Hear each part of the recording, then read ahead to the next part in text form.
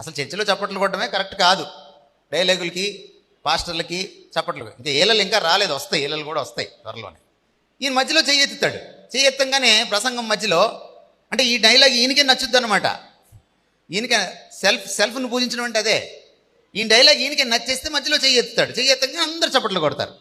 పాపం యూట్యూబ్ చూసే వాళ్ళకి తెలియదు ఏం కొడుతున్నారు చప్పట్లు అనుకుంటారనమాట. పాపం ఈ హీరో చాలా మంచోడు, ఈయనకంటే. ఈయన చెయ్యెత్తి చప్పట్లు కొట్టమని సిగ్నల్ ఇవ్వలా. కానీ చచ్చిపోయింది ఎవరు? పురుగులు పడి. ఎందుకంటారు? ఈయన యూదుడు, ఈయనకి ధర్మశాస్త్రం తెలుసు, ఈయనకి వాక్యం తెలుసు.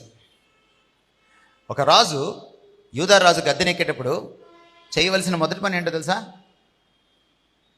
యాజకుడి దగ్గరికి వెళ్ళి ధర్మశాస్త్రం తీసుకోవాలి, తీసుకొని సొంతకు రాయాలి.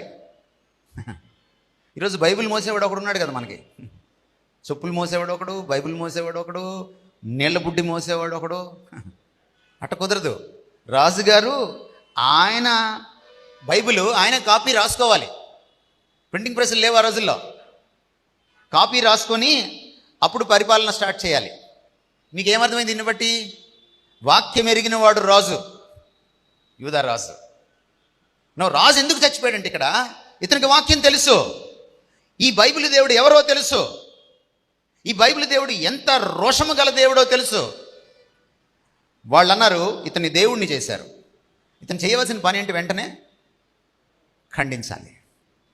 ఎందుకు చచ్చిపోయాడు అతను? ఖండించినందుకు చనిపోయాడు. నీకు అర్థమైందా ఈ దేవుడు రోషం ఏమిటో?